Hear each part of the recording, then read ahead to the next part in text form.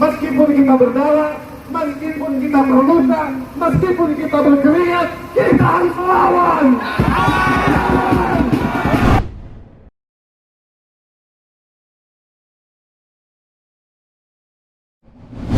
Jadikan kami hitam atas kasus ini. Kenapa yang disalahkan Paulus Prananto? Kenapa Fathia dan Haris sedangkan Paulus Prananto bisa menangkap bebas?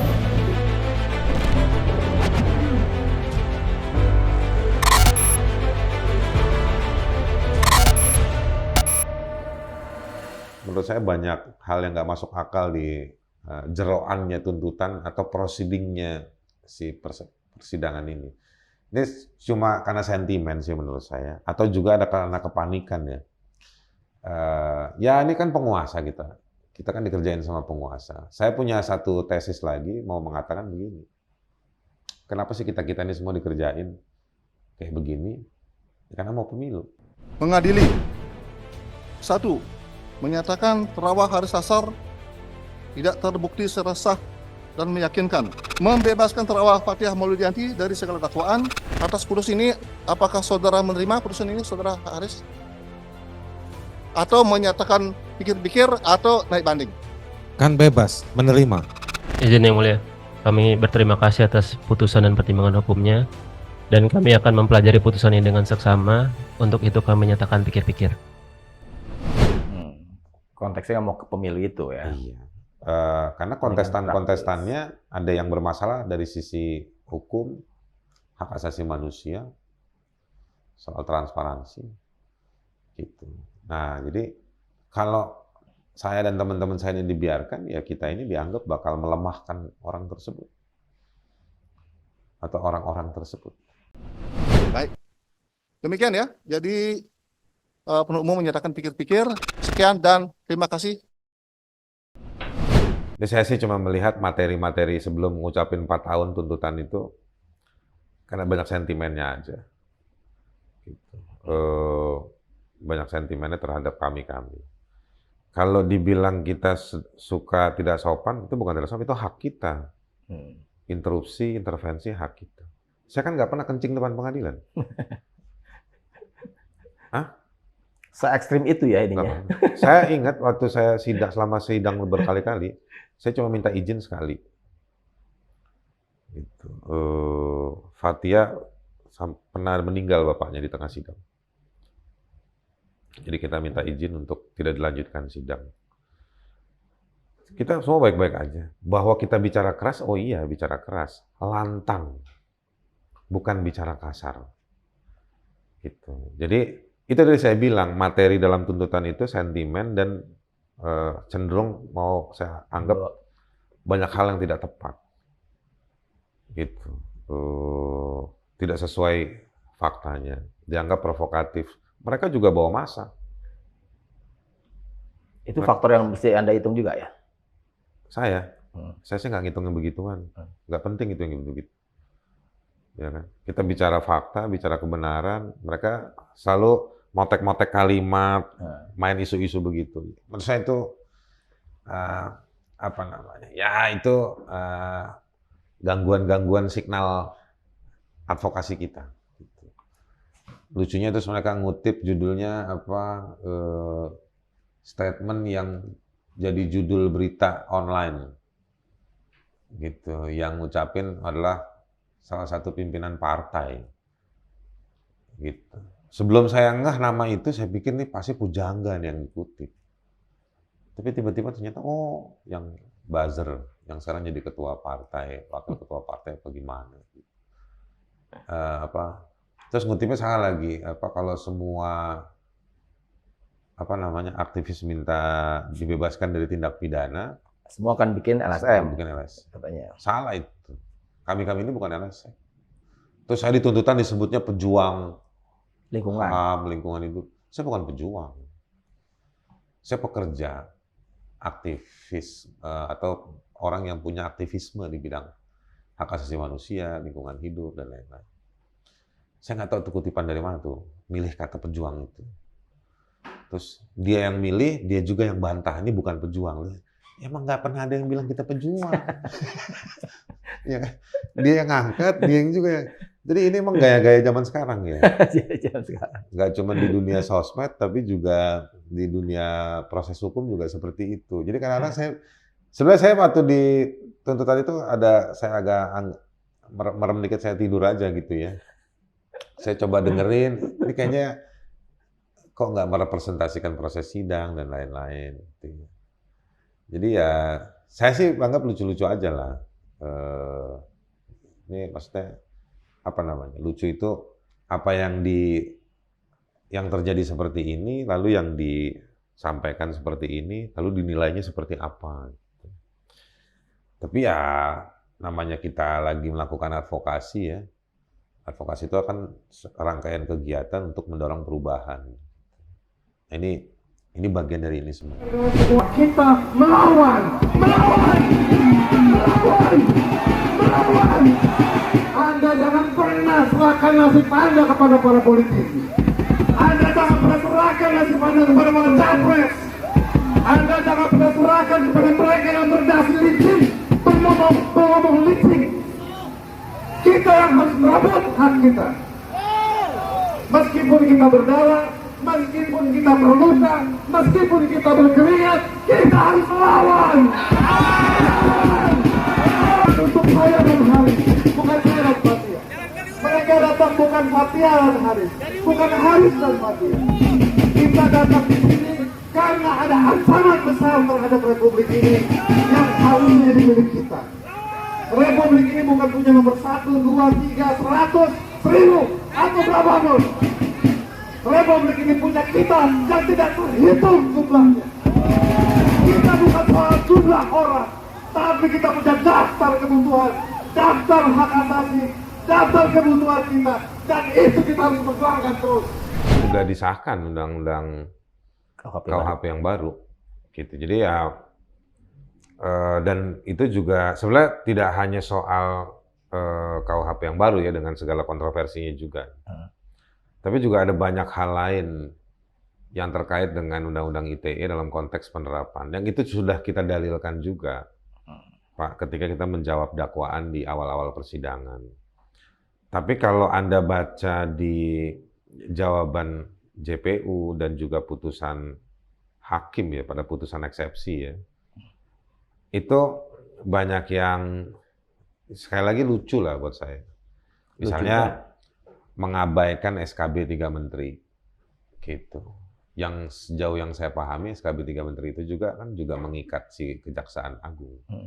Meskipun SKB itu bukan levelnya undang-undang, tapi dia otoritatif dokumen, membantu untuk menafsirkan secara positivistik bagaimana Undang-Undang ITE, lebih khususnya lagi pada soal pasal 27 ayat 3 atau hal-hal yang bisa mempidanakan orang terkait dengan bagian soal jabatan publik, kepentingan publik, itu tidak bisa dipidana menurut SKB tersebut. Gitu. Jadi sebetulnya anginnya itu analoginya angin gitu ya. Sesuatu yang menyegarkan, dibutuhkan sebagai oksigen juga. Itu arahnya sedang bukan melunakkan, menempatkan secara proporsional Undang-Undang ITE, terutama dalam penggunaan pemidanaan, pasal-pasal pemidanaan. Tetapi praktek di bawahnya, ya di atas di permukaan tanahnya ini sedang berjalan kendaraan-kendaraan yang justru dia kontradiktif dengan angin tersebut. Nah, saya menganalogikannya seperti itu. Nah, jadi ketika saya balik ke soal persidangan, ketika di persidangan kelihatan betul jadi kontradiksinya arahnya ke sana. Karena memang lagi ada di titik jenuh kan penggunaan pasal-pasal ITE atau juga penggunaan hukum dan pengadilan untuk merepresentasikan kemarahan para pejabat terhadap para kritikusnya. Gitu. Nah, kan nggak hanya melalui Undang-Undang ITE kan.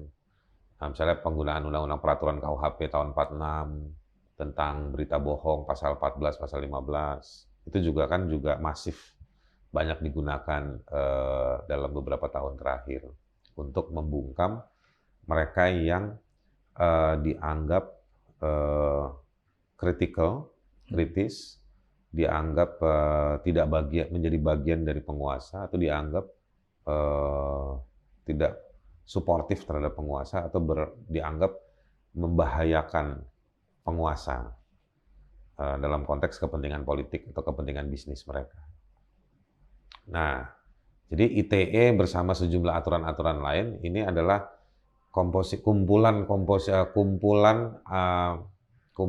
amunisi hukum untuk meminggirkan, membungkam atau meniadakan peran partisipasi, peran kritik publik tadi itu.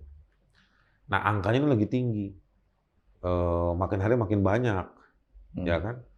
Dan metode ini makin menjadi metode yang industrial secara hukum.